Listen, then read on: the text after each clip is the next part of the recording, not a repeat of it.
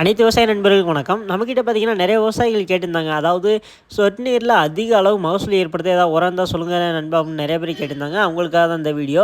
அதாவது நீங்கள் விவசாயம் பண்ணக்கூடியெல்லாம் பல பயிரும் சரி, காய்கறி பயிர்களும் சரி, அதுக்கெலாம் பார்த்தீங்கன்னா அதிக அளவு மகசூல் ஏற்படுத்தணும்னா ஒரு பெஸ்ட்டு உரம் இருக்குதுங்க. அதாவது சொட்டு நீர் கொடுக்குறதுக்கு பெஸ்ட்டு உரம் இருக்குது. அது என்ன உரம் பார்த்தீங்கன்னா 52-34, அதாவது 00-52-34. அது 0% பார்த்தீங்கன்னா நைட்ரஜன், அதாவது நைட்ரஜன் சுத்தமாகவே கிடையாது. 52% என்னன்னு பார்த்தீங்கன்னா பாஸ்பரஸு, அதுக்கப்புறம் பார்த்தீங்கன்னா 34% என்னன்னு பார்த்தீங்கன்னா பொட்டாசு. இது ரெண்டும் சேர்ந்த கலவையாக இருக்குங்க. இது எதுக்கெலாம் பார்த்தீங்கன்னா உங்களுக்கு 52% பாஸ்பரஸ் இருக்கிறனால வேர் வளர்ச்சி அதிகமாக ஏற்படுத்துங்க. ஒரு பயிருக்கு முக்கியம் பார்த்தீங்கன்னா வேர் தான். அந்த வேர் வளர்ச்சி அதிகமாக யூஸ் பண்ணுறதுக்காண்டி 52% பாஸ்பரஸ் கொடுத்துருக்காங்க. பொட்டாஸ் பார்த்தீங்கன்னா 34% இருக்குங்க. பொட்டாஸ் ஆல்ரெடி எல்லாருக்குமே தெரியும். அதிக பூ எடுக்கிறதுக்கும் காய் எடுக்கிறதுக்கும் பொட்டாஸ் ரொம்ப முக்கியமாக இருக்கும். அதில் பார்த்தீங்கன்னா அந்த 34% பார்த்தீங்கன்னா உங்களுக்கு பொட்டாஸ் கொடுத்துருக்கறனால உங்களுக்கு அதிக அளவு பூக்களும் சரி, காய்களும் சரி அதிக அளவு உங்களுக்கு எடுத்து கொடுக்கும்.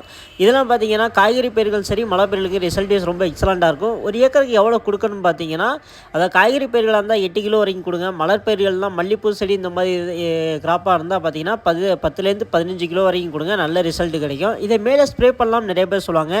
மேலே ஸ்ப்ரே பண்ணும்போது அந்தளவுக்கு பெருசாக ரிசல்ட் கிடைக்காது, நார்மலாக ரிசல்ட் கிடைக்கும். ஓகேங்களா? அதுக்குன்னு இப்போ ரிசல்ட் நல்லா கிடைக்க பார்த்தீங்கன்னா நானோ பார்ட்டிகல் டைப்பில் நிறைய மருந்து இருக்குது. அந்த இது நான் இங்கே வாங்கி யூஸ் பண்ணுங்கள், நல்ல ரிசல்ட் இருக்கும்.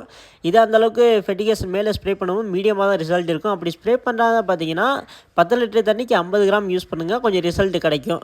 அதை நீங்கள் கீழே ட்ரெஞ்சிங் பண்ணும்போது நல்ல ரிசல்ட் கிடைக்கும். நிறைய விவசாயிகள் வாங்கி யூஸ் பண்ணுங்கள், உங்களுக்கு ரொம்ப ரிசல்ட் வைஸ் ரொம்ப எக்ஸலண்ட்டாக இருக்கும்.